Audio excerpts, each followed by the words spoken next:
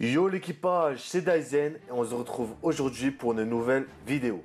Aujourd'hui nous parlerons des différents rapports de force existants dans le Monster Trio. Je ne tiendrai évidemment pas compte de mes préférences et parlerai honnêtement en tant que lecteur de One Piece. J'ai récemment vu une vidéo disant que le Monster Trio avait la même puissance. C'est d'ailleurs suite à celle-ci que j'ai voulu vous faire cette vidéo. J'ai donc voulu faire une sorte de contre-théorie. Je voudrais vous clarifier une chose dès le début. Le Monster Trio n'a pas la même puissance. Et c'est ce que je vais essayer de vous prouver durant cette vidéo. Dans un premier temps, nous allons voir les progrès individuels qu'ont réalisé le Monster Trio pendant les 2 ans. Puis nous comparerons leur puissance actuelle et ce, juste après l'intro.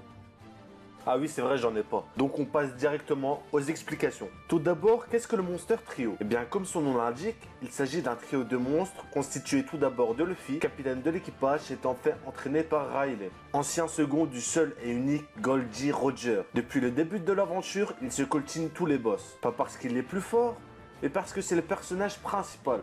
Et que dans tous les shonen, les personnages principaux combattent obligatoirement les boss. Il possède une bonne résistance. On l'a vu notamment dans son combat contre Lucci. Il possède un bon acquis de l'observation ainsi qu'un acquis de l'armement monstrueux en Gear 4.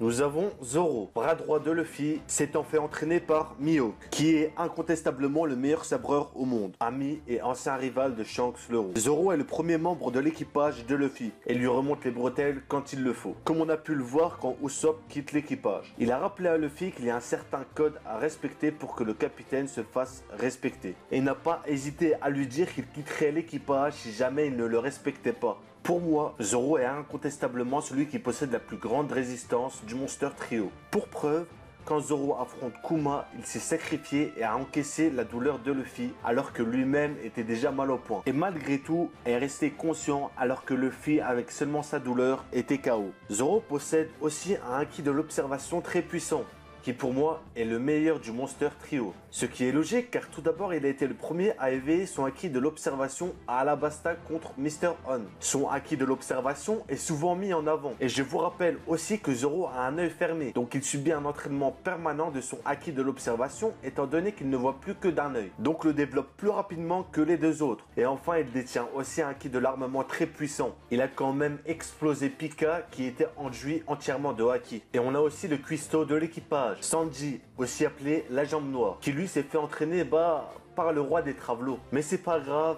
on l'aime bien quand même. Bon, c'est vrai que j'abuse car Ivankov est quand même un des commandants de l'armée révolutionnaire. Mais je trouve ça quand même un peu petit comparé aux grosses pointures avec lesquelles se sont entraînés Zoro et Luffy. J'aurais trouvé ça plus logique si Sanji s'était fait entraîner par Scooper Gaban. Je pense que là, on aurait eu un entraînement et une progression digne de ce nom. Car on ne va pas se le mentir, avant ou après Ellipse, Sanji n'a que très peu progressé comparé aux 2 autres. Ceux qui disent que Sanji n'a encore rien montré, eh bien j'ai envie de vous dire que si. On a déjà vu ses limites, notamment contre Virgo, contre qui sa jambe s'est brisée. Virgo lui a fissuré son os sans même utiliser le acquis de l'armement. Ou contre Doflamingo, où là il s'est quasiment fait on-shoot. Et ne me dites pas qu'il a perdu car il a combattu dans les airs, car Luffy aussi il a combattu dans les airs. Il aurait une technique cachée ou quelque chose du genre, il l'aurait utilisé à ce moment-là. Car Doflamingo voulait éliminer les Mugiwara sur le bateau. Ça n'aurait aucune logique que Sanji possède une technique cachée mais qu'il ne l'ait pas utilisée à ce moment précis, alors que la situation était dans un état critique. Sans Trafalgar, ils se seraient tous fait décimer. Il n'a même pas été capable d'esquiver le fil de Doflamingo planté dans sa nuque pour pouvoir le contrôler. Son acquis de l'observation est donc plus faible que les 2 autres. C'est la même chose quand Sanji frappe son frère. Sanji l'a non seulement surpris, mais il a bien placé son coup, mais son frère n'a eu aucune égratignure. Alors que son frère, en le frappant une fois, l'a on-shoot. Zef ou pas Zef, ils ont tous les deux placé un coup. Et le résultat est un Sanji KO. Donc ne me dites pas que Sanji cache quelque chose car on a déjà vu ses limites. La seule chose qui est possible à l'avenir est que Sanji ait un power-up qu'il n'a pas obtenu lors de son entraînement. Mais c'est quand même assez délicat car il ne faut pas que ça soit du bullshit. La seule progression qu'il a eue a été le Diable Jump qu'il utilise contre les sbires normales. Cette attaque perd donc énormément de sa valeur. Et le Ski Walk. Mais comme je l'ai dit, je trouve ça un peu dommage que sa progression comparée aux 2 autres soit si faible après Ellipse. Pour moi, Sanji n'aurait même pas le niveau pour battre Pika. Virgo avait l'avantage sur lui et lui a brisé sa jambe sans être enduit de haki. Donc imaginez contre Pika en full haki. En plus de son son fruit du démon lui permettant de faire d'énormes ravages. Sanji pour moi n'aurait aucune chance. Donc j'espère vraiment un power-up pour Sanji, qui lui permettrait de combler l'écart de puissance qu'il y a entre lui et les deux autres, sans que ce power-up soit bullshit, car Sanji est un personnage que j'aime et je trouverais ça dommage qu'il garde sa puissance qu'il a actuellement. Nous allons maintenant comparer la puissance actuelle du Monster Trio. Je tiens à préciser que je vais comparer la puissance brute et non pas la puissance d'un combat singulier si ces deux personnages se combattaient. Je m'explique. Par exemple, avant Ellipse, Luffy en combat singulier a battu Ener, mais en termes de puissance brute, Ener était plus puissant. Et c'est de cette puissance que je vais vous parler. Qui est le plus puissant entre Luffy et Sanji? Eh bien, je pense qu'il n'y a pas vraiment de débat à avoir. Ces images devraient suffire pour la plupart à vous convaincre que Luffy est plus puissant que Sanji. Et ne me dites pas que Sanji a perdu car il a combattu dans les airs, car comme je vous l'ai dit précédemment, Luffy aussi a combattu dans les airs. Bref.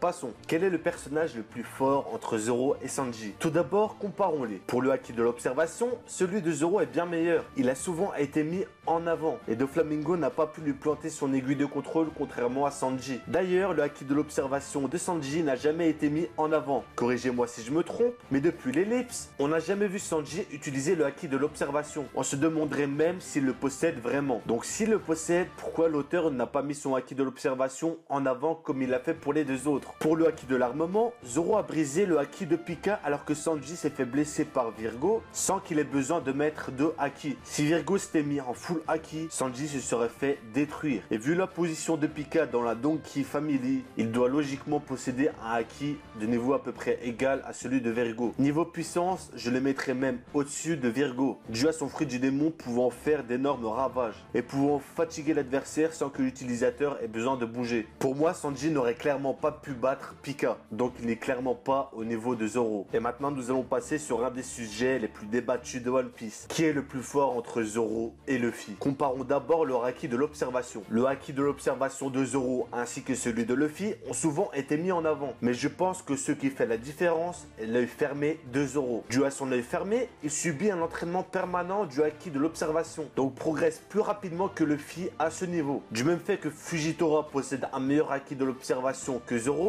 dû au fait qu'il soit aveugle, donc doit exclusivement utiliser son haki de l'observation pour voir et prévoir. Pour le haki de l'armement, on ne peut pas réellement comparer les deux, car ils n'ont jamais affronté un adversaire en commun où ils utilisaient tous les deux le haki. Même si on ne connaît pas les limites de Zoro, je mets l'avantage à Luffy, dû à son haki surpuissant en Gear 4. Luffy et Zoro ont affronté de nombreux adversaires en commun. On a l'exemple d'Arlong, qui lui d'habitude considère les humains comme des déchets, mais a littéralement flippé quand il a vu la cicatrice de Zoro. Il l'a même qualifié de dangereux. Ce qu'il n'a pas fait pour Luffy. La même chose s'est produite avec Fujitora. Fujitora a qualifié Zoro de dangereux, mais n'a jamais dit quelque chose d'équivalent pour Luffy. Preuve que la résistance et la volonté de Zoro sont souvent mis en valeur. Comme quand Zoro absorbe toute la douleur de Luffy alors que lui-même était sérieusement blessé. Et est resté conscient alors que Luffy, lui, était inconscient juste avec la sienne. Cela nous prouve clairement que Zoro possède une meilleure résistance. À Punk Hazard, Luffy a eu du mal contre Monet, alors que Zoro lui l'a littéralement on-shoot, et sans même utiliser le haki. Luffy, même en utilisant le Gear 3, n'a pas réussi à toucher Pika, qui je rappelle est l'attaque la plus puissante après le Gear 4, alors que Zoro lui s'est seulement amusé et a ensuite explosé Pika. Zoro a on-shoot Oji dans l'eau, alors que Luffy serait mort si Jinbei ne lui aurait pas donné du sang. Vous allez me dire que contre Zoro, Oji n'avait pas pris de stéro. Certes, mais pour vous donner un contre-exemple, Luffy n'a même pas été capable de toucher Iuzu alors qu'il n'avait pas pris de stéro. Mais encore pire, Iuzu a infligé une blessure enduite de poison qui aurait été mortelle si Luffy n'avait pas affronté Magellan. Et ce, sans que Luffy l'ait remarqué. Alors que Zoro, lui, il a on-shoot. Lui, il a encore on-shoot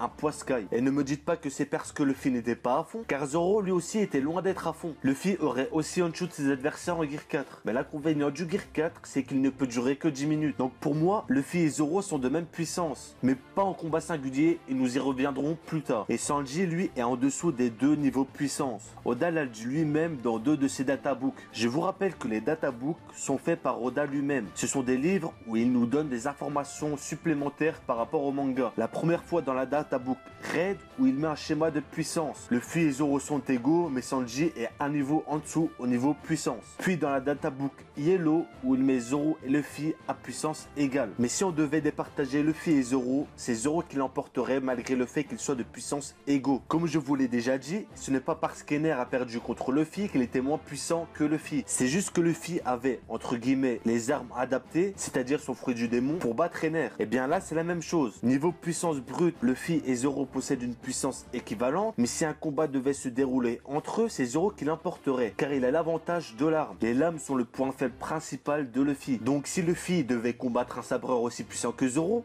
il perdrait au vu du désavantage qu'il a. Donc en prenant en compte ceci, Zoro serait donc le membre le plus puissant du Monster Trio. On arrive donc à la fin de cette vidéo. Je tiens quand même à m'excuser auprès des fans de Sanji, mais je n'ai fait qu'exposer des faits sur lui sans tenir compte de mes préférences, car Sanji reste aussi un de mes personnages préférés. Je trouve ça dommage qu'il soit sous-exploité, mais ne vous inquiétez pas, Oda nous réserve sûrement une petite surprise vis-à-vis de lui dans l'avenir. Donc si vous avez aimé la vidéo, n'hésitez pas à liker, commenter, partager et à vous abonner. Vous avez aussi mon Twitter dans la description. Sur ce, je vous dis à la prochaine.